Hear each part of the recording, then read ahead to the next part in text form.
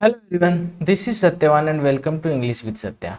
जैसा आप लोग जानते हैं, हम लोग CGL 2022 जो हमारा प्री वाला पेपर हुआ था उसको सोल्व कर रहे हैं। उसमें टीयर 1, ठीक है, क्योंकि आपका 2023 का जो टीयर 1 है वो आने वाला है, 14 जुलाई से है, 2023 से है ना, 23, ठीक है। तो उससे पहले पहले हम जो हमारे 40 सेट हुए थे वो सोल्व कर लेते हैं, जिससे आपकी थोड़ी अच्छी प्रैक्टिस हो जाएगी, ठीक है। आज हमारा 27 सेट है। इससे पहले हम 26 सेट कर चुके हैं। अगर आपने वो वीडियोस नहीं देखे हैं तो एक बार, अगर आप तैयारी कर रहे हैं तो आपके लिए बड़ा ज़रूरी हो जाता है, आप एक बार वो वीडियोस देखिए, जिससे आपको ना पता चले कि पैटर्न कैसा था। भाई अभी जो हमारा एग्जाम होने वाला है 23 में, उसमें पैटर्न कैसा आने वाला है। जब हम एग्जाम फाइट करने जा रहे हैं तो उससे पहले हमें ये आइडिया तो हो कि भाई हम जो एग्जाम में क्वेश्चन फेस करेंगे वो होंगे कैसे, ठीक है। तो 26 मैंने करवा दिए, वो देख लो। अगर देख लिए तो अच्छी बात है, नहीं तो देख लीजिए, ठीक है। आज हमारा 27 है, ठीक है। शुरू करें। और ये जो 27 है ना, ये कंडक्ट किया गया था 8 दिसंबर को, और इसकी शिफ्ट थी 3rd, ठीक है। एक दिन में 4 पेपर हुए थे, 4 शिफ्ट में, ठीक है। चलो पहला क्वेश्चन देखो। Question number 1, select the correct passive form बतानी है। ये एक्टिव लिखा हुआ है, इसकी पैसिव बतानी है। डिड लिखा हुआ है और इंटेरोगेटिव सेंटेंस है, तो आपको पढ़ते ही समझ आ जाना चाहिए ये तो पास्ट इंडेफिनिट है ना। जैसे आपने देखा कि पास्ट इंडेफिनिट है, तो जब इसका पैसिव बनाएंगे तो बी की फॉर्म तो लगेगी, और पास्ट है तो इसका मतलब बी की सेकंड फॉर्म लगेगी। बी की सेकंड फॉर्म वाज और वर, ठीक है। अब देखो, ये हमारा सब्जेक्ट है, ये हमारी वर्ब है, और ये इस वर्ब का ऑब्जेक्ट। ऑब्जेक्ट बन जाएगा सब्जेक्ट। अब देखो, his mission, his mission, his mission subject बनाओ, और हिज मिशन के अकॉर्डिंग वॉज लग जाएगा, ठीक है। और यहाँ हेड लगा दिया तो ये तो हो गया गलत, ठीक है। और उसके बाद डू की थर्ड फॉर्म, डू की third form done, do, being, ये लो खत्म। पहला आंसर सही हो गया, ठीक है। फिर से पैसिव बनाना है। यहाँ पे डज लिख दिया, डज लिख दिया, इसका मतलब प्रेजेंट इंडेफिनिट है ना। जैसे आपने देखा प्रेजेंट इंडेफिनिट है, तो फिर से बी की फॉर्म लगाएंगे। पैसिव बनाएंगे तो बी की फॉर्म आएगी आएगी, और प्रेजेंट है तो बी की फर्स्ट फॉर्म, बी की फर्स्ट फॉर्म होती है is am are, is am are होती है ना। अब ऑब्जेक्ट कैसा सब्जेक्ट है उसके अकॉर्डिंग इज या एम या आर लगा देंगे। देखो, ये हमारा सब्जेक्ट, ये हमारी वर्ब, और ये इस वर्ब का object। अब ये ऑब्जेक्ट मी है, ये बन जाएगा आई सब्जेक्टिव केस में, और जैसे ही आई बनेगा तो एम आ जाएगा। एम आ गया, ये इज गलत, ये इज गलत, ये एम, ठीक है। एम आई। अब नो की third form non, M I non, M I non, दोनों में लिखा है। अब देखो किसके लिए, टू हर, बाय हर नहीं। जब एक्शन होता है तो बाय लगाते हैं ये, ठीक है। लिख देंगे am I known to her. Antonym बताना है, हैजर्ड, इसका मतलब अपोजिट, इसका मतलब होता है खतरा, ठीक है। पेरिल, इसका भी खतरा, इसका भी खतरा। प्रोटेक्शन, प्रोटेक्शन का मतलब खतरा का अपोजिट बचाओ, तो ये हमारा आंसर होगा। डेंजर का मतलब खतरा ही होता ही है। तो कहने का मतलब ये तीन जो ऑप्शन है ना, 1, 2 और 4, इस ये तो लगभग इसके सिनोनिम है, ठीक है। Select the most appropriate synonym, synonym बताना है। रिटेलिएट, देखो the wrestler retaliated the blow that he received. Blow का मतलब यहाँ पे देखो, ब्लो का मतलब फूंक मारना भी होता है, बट यहाँ पे, यहाँ ये नाउन है। कैसे पता चला, इसके पहले देखो एक आर्टिकल लगा हुआ था, तो ये नाउन है। तो ब्लो का मतलब होता है जो रेसलर होते हैं, जो रेसलिंग करते हैं, तो उसने उधर से उसने मुक्का मारा, या जो भी उसने एक्शन किया, जो उसके तरफ मुक्का आया ना, उसका रिटेलिएट, रिटेलिएट का मतलब वापिस से करना है ना, जैसा मिला उसका वापिस देना। तो रिस्पेक्टेड वेलकम्ड, ये तो बिल्कुल नहीं है, कोई मुक्का आया उसका स्वागत नहीं। रिटेलिएट मतलब वापिस मारा है ना, रेसिप्रोकेटेड, ये आंसर, ठीक है। फॉरगिव बिल्कुल नहीं। Choose the incorrectly spelled verb, जिसकी स्पेलिंग सही नहीं है वो बताना है। कॉन्ट्राडिक्शन, मतभेद होना है ना। एब्होरेंट, कंडेंसिंग, कंडेंसिंग का मतलब क्या होता है, जैसे देखो गैस है, वो कंडेंस होके लिक्विड में बदल जाए, है ना, या लिक्विड कंडेंस होके सॉलिड की तरफ चले, तो उसको बोलते हैं कंडेंसिंग, ठीक है। और इसकी स्पेलिंग क्या होती है, CON DENSING होता है, और इसमें देखो यहाँ पे C लिख दिया, ठीक है। तो ये हमारा करेक्ट आंसर। नेक्स्ट, जिसकी स्पेलिंग गलत है फिर से वही बताना है। बुके, BOUQUET, ये तो बिल्कुल ठीक है। हाइजीन, HYGI, अच्छा देखो हाइजीन की स्पेलिंग गलत लिखी हुई है, हाइजीन की होती है HYGIENE, इसने आई यहाँ से लिखा हो यहाँ से, ठीक है। ये ईडीएम लिखा हुआ है, इसका मीनिंग बताना है। ऑन क्लाउड 9, नौवें आसमान पे। अब देखो ध्यान रखना, ईडीएम में जो वर्ड लिखे होते हैं ना वो लिटरल मीनिंग वाले तो उनका बिल्कुल होता ही नहीं है भाई। क्लाउड लिखा हुआ, बादल, 9 नौ, तो ऐसा तो है नहीं कि नौवें आसमान पे ऐसा ही मीनिंग होगा, फिर वो ईडीएम क्या होगा, वो तो फिर उसका नॉर्मल मीनिंग हो गया, है ना, कुछ हट के आता है। तो ऑनलाइन क्लाउड का मतलब होता है, ऑन क्लाउड 9 का मतलब होता है बहुत ज़्यादा खुश आदमी, है ना, भाई कुछ ऐसा अचीव कर लिया जिससे उसे बहुत खुशी हो, सातवें आसमान पर, नौवें आसमान पर, समझ रहे हो। अप्रोप्रिएट सिनोनिम बताना है किसका, जो अंडरलाइन वर्ड है इसका। The professor refuse to comment on the erroneous description of the historical event in journal. जो एरोनियस का मतलब जो सही नहीं हो, तथ्य के तौर पे, मतलब जो बातें बोली जा रही हैं वो एकदम करेक्ट ना हो, है ना, उस पे कमेंट करने से प्रोफेसर ने क्या किया, रिफ्यूज कर दिया, मना कर, ठीक है। Suitable, lucid, inaccurate. एरोनियस का मतलब हो गया इनएक्यूरेट, जो बातें बोली जा रही थी वो गलत थी, सही नहीं थी, ठीक है। वन वर्ड सब्सटीट्यूट बताना है किसका। An exaggerate statement not to be taken seriously और लिटरली, मतलब बनावटी बातें, भाई स्टेटमेंट पूछी था उसमें मिला जुला के उसको कुछ ही बना के पेश कर दिया, तो उसको सीरियसली नहीं लेना चाहिए, है ना। कहने का मतलब ये मान लो कि आज के टाइम में मीडिया में क्या हो रहा है कि न्यूज़ जो आती हैं होता है कुछ ही है, बताया कुछ ही जा रहा है, ऐसा पहुंचाया जा रहा है खाना मसाला परोस के कि वो कुछ भी बन जाता है ना। तो उसको क्या बोलते हैं, उसको बोलते हैं हाइपरबोल, ठीक है। नेक्स्ट देखो, नेक्स्ट है PQRS। अब ये 4 सेंटेंसेस दिखे हुए हैं, 1 2 3 और 4, आपको इनको रीअरेंज करना है। ये आपके लिए मैं देता हूँ होमवर्क, मैंने बहुत सारे करवाए हैं, एक क्वेश्चन तो आपके लिए बनता है, तो प्लीज़ इसका जो आंसर होगा ना वो कमेंट ज़रूर करना।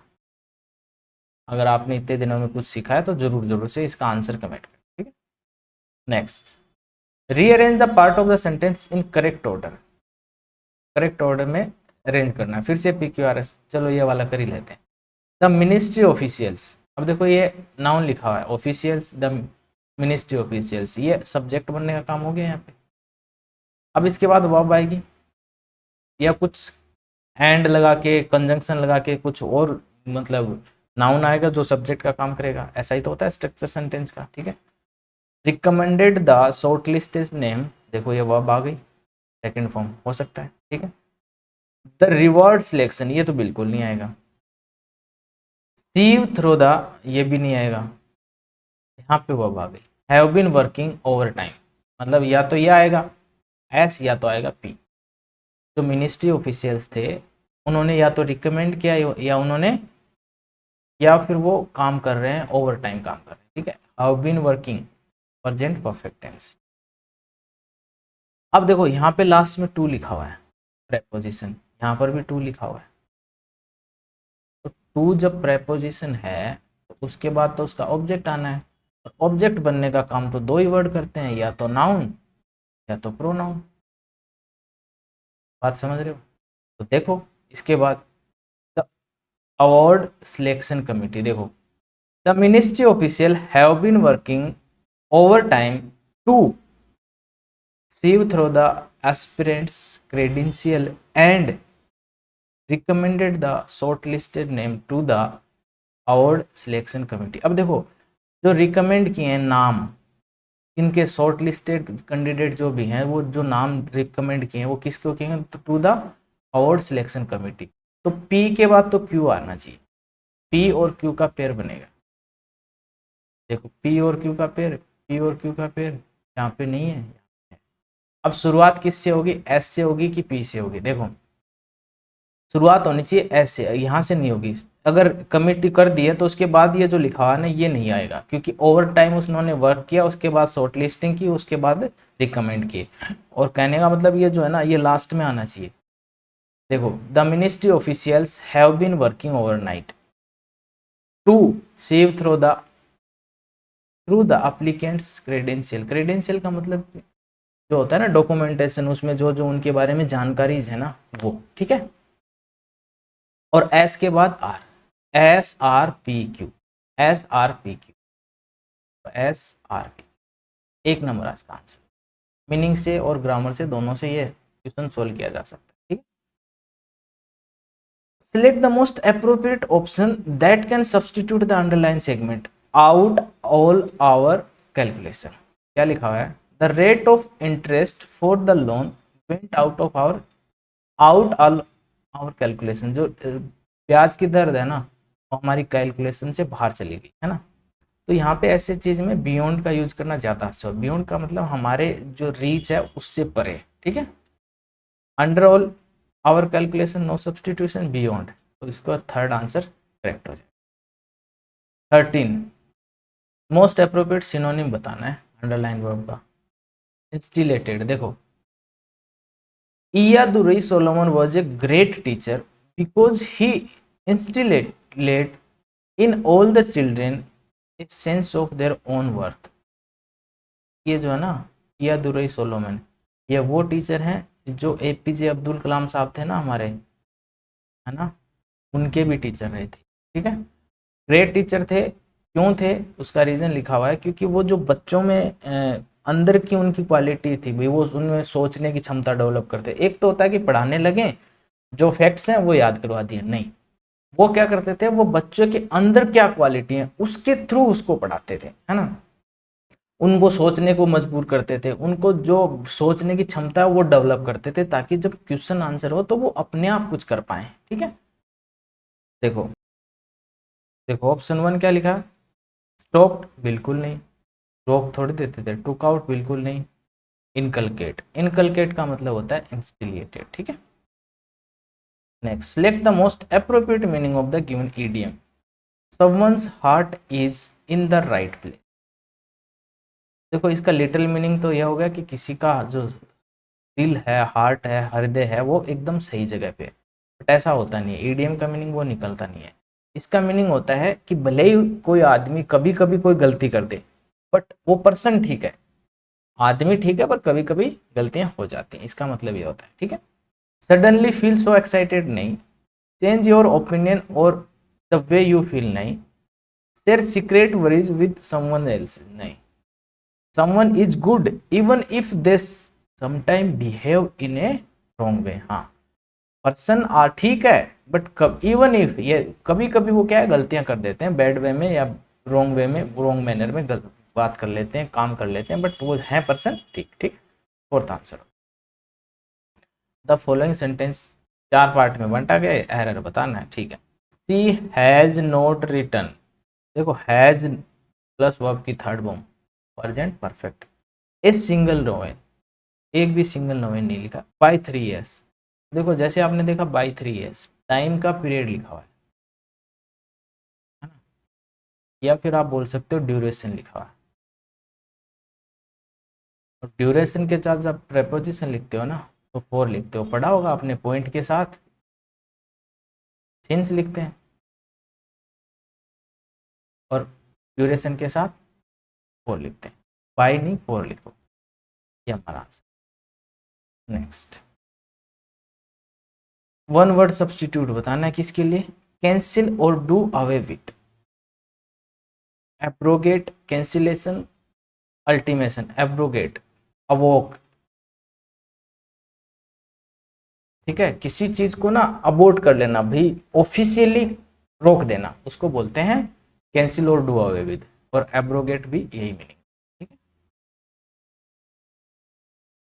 चलो, most appropriate option to replace the underline segment, क्या लिखा है, Shyama does not laugh nor she smiles. Shyama ना तो हंसती है और ना स्माइल करती है। देखो जैसे आपने यहाँ पे देखा ना नोर शुरुआत में लिखा हुआ है, तो ध्यान रखना इसको इन्वर्टेड फॉर्म में लिखना, है ना। और इन्वर्टेड फॉर्म अगर आपको पढ़नी है, कब बनाते हैं, कब लिखते हैं, क्यों लिखते हैं, तो आप चैनल पे जाइए, मैंने प्लेलिस्ट डाल रखी है और वहाँ से आप पढ़ सकते हैं, ठीक है। तो यहाँ पे जैसे आपने स्माइल्स देखा, प्रेजेंट इंडेफिनिट है और सी के अकॉर्डिंग डज आएगा, तो डज पहले लिखो स्ट्रेस देने के लिए, ठीक है। Nor does she smile. Next, select the most appropriate option. The dash weapon which are easily available, weapons हथियार जो easily available है in the market, जो मार्केट में, are big threat to the security of some, जो कि देश या किसी भी नेशन की सुरक्षा के लिए, सिक्योरिटी के लिए बहुत बड़ा थ्रेट है। कैसे?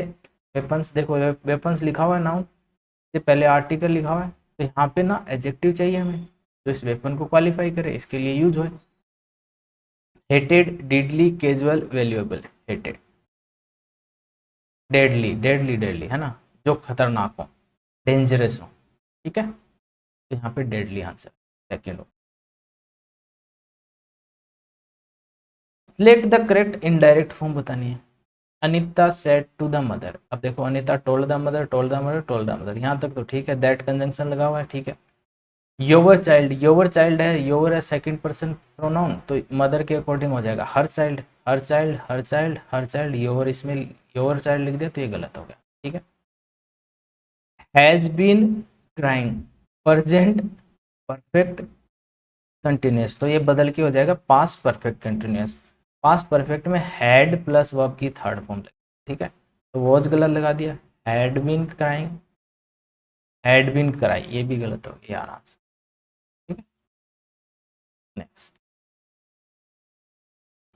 Sentence has been given with a blank, अच्छा ये ब्लैंक दिया इसको भरना है। This year orange prices are forecast to grow, forecast का मतलब पहले से अनुमान लगा लेना है ना, तो जो ऑरेंज की प्राइस है वो हाई होने वाली है, ग्रो करने वाली है, पहले से अनुमान है। डिस्पाइट, डिस्पाइट है ना, कॉन्ट्रास्ट बताती है भाई, बहुत ज्यादा प्रोडक्शन हो रहा है उसके बाद भी, बहुत ज्यादा काम होगा उसके बाद भी कमी रहेगी। And expected increase in global, जो भाई प्राइस बढ़ेगी इसके बावजूद क्या, प्रोडक्शन, बहुत ज्यादा प्रोडक्शन होगा, पैदावार अच्छी होगी फिर भी प्राइस बढ़ेंगे, तो फर्स्ट आंसर, ठीक है।